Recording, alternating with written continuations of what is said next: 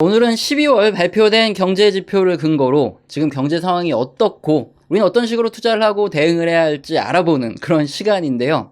주식시장 차트를 먼저 한번 보죠. 그림에 보이는 이게 바로 미국 다우지수죠. 근데 주식시장이 열리잖아요. 그러면은 매일매일 주가가 오르거나 또 떨어지죠.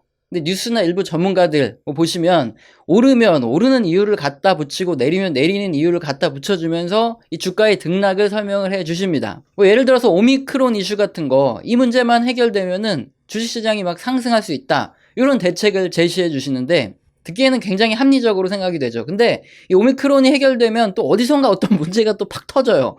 그러면서 언제나 문제가 끊이질 않는 게 바로 주식시장입니다. 그리고 더 웃긴 건 오미크론 문제가 아직 해결도 안 됐죠, 정확하게. 그럼에도 불구하고 주식시장은 또 급등하기도 하죠. 요즘에 우리들은 이렇게 주식시장에 하루하루 등락에 좀 더 많이 집중을 할 수밖에 없는데, 이유는 왜 그러냐? 그림처럼 코로나 이후에 올해 상반기 정도까지 주식시장이 아주 강하게 이렇게 올라줬는데, 지금 보면 박스권에 다 갇혀있어요. 여기 미국 증시조차도. 우리나라는 뭐 말할 것도 없죠, 당연히 박스권. 박스권에 갇혀있고 뭐 올랐다 떨어졌다 정신을 못 차리게 하기 때문에 우리가 매일매일 뉴스에 더 귀를 기울일 수밖에 없는 거죠. 근데 우리가 주가 차트를 보고 있으면은 급등 장세가 나오고 이렇게 횡보 등락장이 펼쳐지잖아요. 그럼 뭔가 본능적으로 좀 하락에 대한 공포를 극도로 느끼게 되죠. 주가가 이 정도 올랐으니까 이제 횡보 등락을 좀 하다가 잘못하면은 급락을 할 수도 있겠구나. 혹시 시간이 지났을 때 내가 주식시장의 고점에서 빠져나올 수 있던 이 마지막 기회였는데 내가 놓치고 있는 게 지금이 아닐까? 이런 걱정이 굉장히 크단 말이죠. 그래서 요즘 같은 시기에 불안감 때문에 매일매일 뉴스에 더욱 초점을 맞추게 되는데, 우리 채널은 고품격 주식 재테크 전문 채널이죠. 그래서 항상 투자를 하시는 여러분의 중심을 꽉 잡아드리는 이런 방송을 하고 있는데, 오늘은 우리들이 가장 공포를 느끼는 문제, 과연 언제쯤 금융위기 같은 이런 폭락을 맞이하게 될지, 그리고 지금은 앞으로 더 올라갈 수 있는 시점인지 아니면은 정말로 지금이 고점인지, 이번 12월에 발표된 따끈따끈한 경제 지표와 역사적인 사실들을 중심으로 여러분의 궁금증을 해결해드리고 앞으로 어떻게 대응할지 한번 알아보는 시간을 갖도록 해야 되는데요. 자, 먼저 내용을 분명히 여러분께서 이해를 하시려면 우리 채널에선 어떤 방식으로 산업과 종목에 대해서 설명해드리고 또 전망을 해드리는지, 그리고 어떤 식으로 경제지표와 역사적인 사실 이거를 통해서 경제 흐름을 이렇게 짚어드리는지 아셔야 되죠. 근데 제가 매번 방송을 시작할 때마다 똑같은 얘기를 해드릴 수가 없어요. 그래서 지금 썸네일 보여지시죠? 예, 요 영상 초반부에 아주 자세하게 설명을 드렸어요. 영상 맨 뒤 또는 제가 댓글에 링크를 걸어 드릴 테니까 타고 가셔서 꼭 확인을 한번 해보시면, 못 보신 분들은 그러면 오늘 내용이 정말 명확하게 이해가 되실 겁니다. 그럼 오늘 내용을 시작하죠. 우선 우리가 좋아하는 그림을 먼저 보고 이제 시작을 하겠습니다. 이 그림은 뭐냐? 컨퍼런스 보드라 그래서 미국의 이제 경제조사기관인데 5천여 가구를 대상으로 현재 비즈니스 상황, 노동 상황, 뭐 재정 상황 이런 것들, 그리고 앞으로 미래의 비즈니스, 노동, 재정 전망 이런 것들에 대한 설문조사를 해가지고 친절하게 지표로 작성하고 이렇게 공개를 해주는데, 컨퍼런스 보드 소비자 신뢰 지수라는 겁니다. 근데 뭔가 굉장히 좀 어려워 보이죠? 근데 간단하게 보시면 됩니다. 이게 금융위기 이전 보시면은 여기 명확해지는데, 2007년에 이때가 우리가 주식시장이 최고점이었고 2008년부터 급락을 했는데 2007년 말부터 뭔가 여기 이렇게 떨어지죠. 이런 상황이 펼쳐졌을 때 우리는 뭔가 캐치를 해야 돼요. 아, 미국의 재정 상황이라든가 노동이라든가 아니면 소비 심리에 뭔가 크게 문제가 있구나, 이런 걸 캐치를 해야 되죠. 그리고 원인을 이렇게 탁 찾아내가지고, 만약에 원인 자체가 미국의 경제가 한창 좋았는데 이걸 꺾여 내려가는 요 원인이다, 그럼 우리도 이제 주식을 매도할 준비를 해야 되는 거고, 만약에 이게 중간중간에도 이렇게 꺾여 내려갈 때가 이렇게 계속 있어요. 그런데 경제 전체가 꺾여 내려가는 게 아니라 그냥 뭐 일시적인 심리가 이렇게 꺾여 내려가는 거다, 그렇다면 주식을 그냥 계속 갖고 있어야 되겠죠. 우리는 요거를 체크해야 되는데 지금은 어떠냐? 예, 올해 중순부터 이렇게 꺾여 내려가고 있어요. 그래서 우리가 이 원인을 파악해야 된다, 이겁니다. 2007년에 이렇게 떨어졌을 때 이 원인을 어느 정도 좀 알면, 예, 지금 요 떨어지는 것과 만약에 같은 원인이다 그러면 그 폭락이 올 수도 있으니까 주의를 해야 되겠죠. 그래서 2007년도에 대체 무슨 일이 있었나, 컨퍼런스 보드 소비자 심리 지수가 떨어지는 이 이유를 한번 살펴볼 텐데, 지난 2006년 말부터 사실 2007년 내내 미국 시장은 부동산 가격이 하락을 했어요. 노동 상황도 그렇게 좋지 않았고 재정 전망도 좋지 않았고 소비 전망도 2007년 내내 사실 좋지 않았습니다. 안 그래도 이렇게 미국 경제가 좀 위태위태한 상황이었는데, 리먼 브러더스 사태가 빵 터짐과 동시에 대형 악재가 밀어닥치니까 이거 경제가 버티지 못하고 주식시장이 폭락을 했던 게 바로 2008년 금융위기 사태였던 거죠. 또 컨퍼런스 보드에서 발표하는 다른 지표인 컨퍼런스 보드 경기 선행 지수를 이렇게 보면 되는데요. 여기 푸른 선 있죠? 예, 이게 컨퍼런스 보드 경기 선행 지수입니다. 폭락이 오기 전인 2007년 보시면 벌써 2006년부터 컨퍼런스 보드 경기 선행 지수가 이렇게 꺾여 내려가기 시작합니다. 일단 이 지수가 뭔지 좀 이따 자세하게 설명드리기 전에 우리가 봐야 될 건 뭐냐, 이렇게 경기가 좋을 때는 경기 선행 지수도 좋죠. 하지만 경기 선행 지수가 꺾여 내려가는 상황이 왔다. 여기다가 앞서 살펴본 요 소비 심리까지 이렇게 꺾여 내려간다. 그럼 이건 굉장히 좀 문제가 있는 거예요. 특히나 경기 선행 지수가 꺾여 내려가는 원인이 경기가 한참 과열이 되고 난 다음에 특히나 신규 주문이라든가 아니면은 뭐 노동시장의 변화가 나타났다.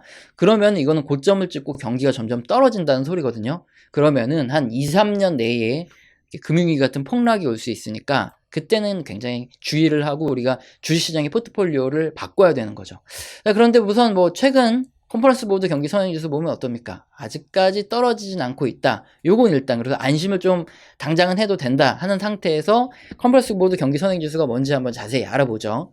자, 우선 2006년부터 캠피셔나 하워드 막스 같은 이거 월가의 영웅분, 레전드 분들이나 또 유명 기관이라든가 헤지 펀드 등은 사실 2006년부터 이렇게 경기 선행지수가 막 꺾여 내려가고 지표들이 안 좋게 나오기 시작할 때부터 주식형 자산의 비중을 줄여가기 시작했습니다. 뭐 대놓고 막 언론에다가 얘기하기도 했죠. 그러면 이렇게 경기 선행지수가 2006년부터 벌써 이렇게 꺾여 내려가기 시작했는데 왜 사람들은 2008년 금융위기를 바보같이 전부 다 얻어 맞았을까요? 그리고 그 당시에도 뭐 경제 전문가분들이라든가 경제학자분들은 이런 지표를 다 알았을 텐데 왜 이렇게 무능하게 왜 2008년에 폭락을 맞았을까요? 사실 하워드 막스라든가 캠피셔라든가 이런 분들은 사실 2006년부터 이게 폭락하기 전에 이미 뭐 대놓고 주변에다가 폭락할 거다 이런 얘기를 굉장히 부정적인 메시지를 많이 주셨었죠. 그래서 이제 그 두 분 정도를 제가 굉장히 신뢰하는 월가의 구루분들이고 의견을 들을만 하다 이 생각을 하고 있는데, 그분들 외에 미국의 뭐 헤지 펀드들이라든가 주요 기관들은 사실상 2006년부터 주식형 자산의 비중을 줄여가지고 2007년쯤에는 주식 비중을 굉장히 많이 줄여놓고 금융위기를 준비를 했었다는 거죠. 이런 말씀을 드리면은 에이 무슨 뭐 그 당시에 나도 있었는데 무슨 외국 기관 투자자들이 금융위기 전부터 현금화를 했냐, 이렇게 되묻는 분도 분명히 있으실 거기 때문에 제가 이 차트를 가져왔는데요. 이건 뭐냐면은 한국증권거래소 가면 볼 수 있는 푸른 선이 뭐냐면 외국인들의 우리 코스피 내의 투자 비중이고요. 외국인들은 2001년부터 사실상 이렇게 비중을 크게 늘린 게 확인이 돼요. 어떻게 보면 매집이라고 볼 수 있겠죠. 언제까지 매집을 했냐? 2004년 말까지 매집을 다 끝내게 됩니다. 그래 놓고 나서 주식을 슬슬 정리를 하기 시작하는데요. 특히나 2006년 들어서면서 급격하게 다 줄이고요.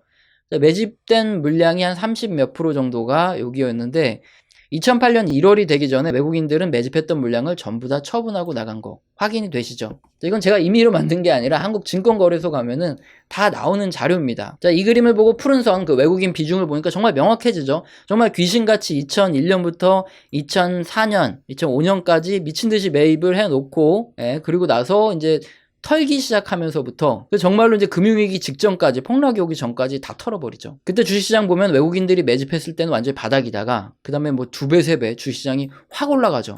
그때 다 털어 던진 건데, 그러면 순진하신 분들은 이런 질문을 하실 수도 있어요. 그럼 외국 기관 투자자들이라든가 외국인들이 이렇게 슬슬 매도를 한 게 확실히 나타나는데 왜 개인 투자자들한테는 알리지 않았고, 대체 2008년 당시에 우리나라 애널리스트들은 뭘 하고 있었냐, 왜 개인들한테 안 알렸냐. 자, 이렇게 얘기를 하시겠지만은 만약에 여러분이 외국계 기관 투자자 펀드 매니저라면은 이걸 우리한테 알려주겠습니까? 이런 개인들한테. 차트를 한번 다시 보시면은 외국인들이 이제 본격적으로 매도를 하기 시작하는 거의 한 2005년부터 2006년, 그리고 매집된 물량을 다 털어낸 2007년 말까지 요때 코스피가 올라가는 거 보십시오. 외국인이 이렇게 던지는데도 코스피가 이렇게 올라가요. 그럼 이 물량을 누가 받은 겁니까? 우리나라 당시에 코스피 주식 투자 열풍이 불었어요. 우리나라 주식 안 하는 사람이 없을 정도로 2005년부터 진짜 주식시장이 설설 끕니다. 외국인들이 던진 물량은 누가 받아줘야 될 거 아니에요. 그러니까 우리 개인들이 다 받았던 거예요. 그런데 외국 기관 투자자나 펀드 매니저들이 우리 개미한테 물량 못 떠넘기면 팔 사람이 없는데 이걸 우리 개인들한테 알려주겠습니까? 뭐 우리 팔 거니까 한국 개인 투자자분들 여러분 파세요 이렇게 홍보하겠습니까? 절대 안 하죠. 실제로 2006년부터 해가지고 2008년 금융위기 터지기 전까지 외국계 유명 펀드 매니저부터 무슨 뭐 외국에 유명하다는 분도 굉장히 많죠. 이런 분들이 막 뉴스에 나와가지고 한국에 투자해야 된다, 뭐 코스피 3천, 4천 간다, 난리도 아니었어요. 그러면서 지들은 조용히 팔고 떠나셨죠. 수익 챙기고. 뭐 우리나라 애널리스트 분들도 마찬가지입니다. 그 당시에도 좀 조심해라 말하시는 분 분명히 있었어요. 근데 그런 분들은 그 당시에 굉장히 큰 욕을 먹고 아무 말도 못하고 막 그랬습니다.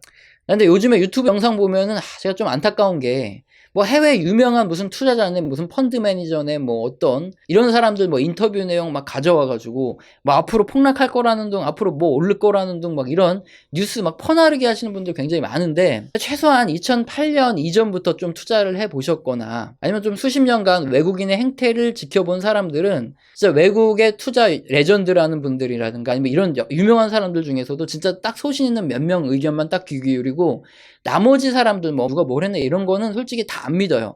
왜냐하면은 그렇게 뭐 유명하다는 사람들은 우리랑 싸우는 사람이지 우리 동반자가 아니에요. 보시면 알겠지만 그 사람들이 옛날에 우리 개인들한테 다 팔아 제끼고 고점에서 다 팔고 나간 애들이 걔네들입니다. 걔네들이 돈 챙겨가지고 그 레전드가 된 거예요. 그래서 이렇게 보시면 됩니다. 옛날에 2006년 7년에 주식 매도하라고 하지 않았던 해외 뭐 유명한 뭐 레전드라든가 뭐 투자자들은 사실상 이때 털고 나간 요런 양아치들이다. 들을 필요조차 없다. 어차피 우리한테 안 좋은 소리 할 거다. 그렇게 기억하시면 됩니다. 뭐 캔 피셔라든가 하워드 막스 이분들은 이제 2006년부터 이제 2007년 요 사이에 대놓고 매도해라 뭐 이런 얘기를 많이 했기 때문에 제가 그 두 분 얘기 빼고는 딴 사람 얘기는 아예 거들떠도 안 보고 그래서 절대 안 듣는 이유고요. 뭐 요 뉴스만 딱 보시면 아주 그냥 명확하게 뇌리에 꽂히실 겁니다. 여러분 루비니 교수 아시죠? 맨날 떨어진다고 얘기하다가 금융위기 때 어떻게 잘 맞춰가지고 굉장히 유명해진 사람이 걔가 루비니에요. 근데 2010년에 갑자기 또 루비니가 나와가지고 뭐라 그랬냐. 사람들이 금융위기를 마셨다고 막 띄워주고 난리도 아니었어요. 어떻게 얘기 한번 들어보려고. 그때 갑자기 나오더니 미국이 또 경제가 금융위기처럼 폭락할 가능성, 그러니까 더블 딥 가능성이 2010년에 40%다. 좀 있으면 이 정도면 뭐 거의 웬만하면 폭락할 수도 있다. 이런 얘기잖아요. 야, 이것도 폭락하는구나. 난리가 났어요. 그런 와중에 근데 2010년에 얘가 무슨 짓을 했냐면은 550만 달러짜리죠. 뉴욕 맨허튼에 대출을 거의 300만 달러 가까이 거의 풀로 땡겨가지고 3층짜리 콘도를 얘가 딱 사버립니다. 네. 아니 지가 분명히 뉴스에서는 더블 딥 가능성이 40%다. 자산 가격 폭락하고 뭐 다 죽어나갈 거다 말하면서 지는 뒤에서 대출 풀로 땡겨서 집을 사고 있었다는 거죠. 아니 말이 되는 겁니까 이게? 그러니까 외국에 뭐 유명한 뭐 투자자니 뭐 어쩌네 하는 애들 얘기 들어봐야 이 꼴 난다는 거예요. 애들은 뒤에서 다 딴짓하고 있어요. 뭐 루비니만 그렇다는 게 아니라 뭐 어떤 애들 전부 다 뭐 언론 플레이 하지 뒤에서는 지들이 뭘 어떻게 매매하는지 아무것도 몰라요. 그러니까 우리니까 걔네들의 그냥 밥이 될 수 있다는 거. 잘못하면은 2008년 금융위기처럼 처물린다, 발린다. 이건 꼭 기억하셔라 이거예요. 여튼 여러분이 꼭 아셔야 될 내용이기 때문에 좀 얘기하다 보니까 길어졌는데 컨퍼런스 보드 경기 선행지수로 다시 돌아오죠. 자, 우리가 알아야 될 게가 하나 있는데 이 지수는 대체 뭐를 통해서 구성되냐 이거를 이해하면은 지금 이게 아직은 꺾이지 않았다는 게 무슨 의미인지 확실히 이해가 됩니다. 컨퍼런스 보드 경기 선행지수는 그냥 뭐 전문가 몇 명이 모여서 내가 뭐 그럴 것 같다 앞으로 경기가 좋아질 것 같다 뭐 이런 식으로 하는 게 아니라 여기 보시는 요 데이터들을 기반으로 해가지고 지수가 산출이 되는데 제조업 평균 노동시간도 있고요. 우리가 잘 아는 주간 실업 수당 청구 건수, 그리고 제조업 부분의 신규 주문이죠. 소비재와 원자재, 그리고 또 ISM 인덱스의 이제 신규 주문, 뭐 국방 제외한 자본재의 신규 주문, 여기에다가 신규 주택 허가, 그리고 S&P 500이죠. 선행 신용지수부터 해가지고, 그리고 이제 장단기 금리차, 요거, 그리고 소비자 기대 지수, 이런 것들을 포함을 합니다. 이제 신규 주문은 이런 것들은 대부분 수요와 연관이 있고요. 노동시간의 변화 이런 것부터 해가지고 뭐 주식시장도 선행하고요. 뭐 장단기 금리라든가 뭐 소비 이런 부분까지 종합적으로 볼 수 있는데 특히나 이제 수요 측면을 많이 보고 있는 거죠. 이렇게 경기에 선행성이 있다고 판단되는 다양한 경제 지표를 종합해서 만들어진 게 바로 컨퍼런스 보드 경기 선행지수라는 겁니다. 대부분 우리 채널에서 경제지표 모니터링을 할 때 가끔씩 한번 모니터링을 해드리고 있는 거니까 오늘 요거를 하나하나 다 보면서 설명드리면 시간도 없고 재미도 더럽게 없습니다. 그래서 열심히 우리 채널 시청하시면은 요거 하나하나 다 설명 들으실 수 있어요. 그래서 요거만 아시면 되죠. 이 푸른 선이 금융위기 때처럼 요렇게 꺾여 내려간다. 그러면은 특히나 노동시장이라든가 수요 부분 이런 부분에서 굉장히 안 좋다.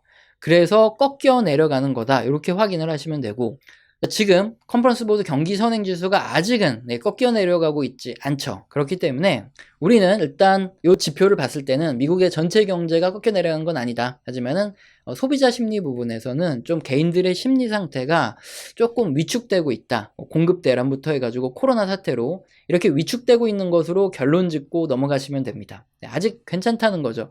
그러면은 명확히 정리를 해드릴게요. 지금은 아니지만 앞으로 우리가 모니터링을 하다가 지난 2006년처럼 컨퍼런스 보드 경기 선행 지수가 꺾여 내려가고 소비 심리마저도 이렇게 같이 꺾여 내려간다. 그런 원인을 판단했을 때 봤더니 경기가 한참 좋았다가 여기서 노동부터 해가지고 수요가 이제 꺾여 내려가기 시작하는 거다. 이런 게 확인이 됐다. 그러면 2년 내에 뭐 큰 문제가 빵 터지면은 분명히 폭락 사태가 올 수 있구나.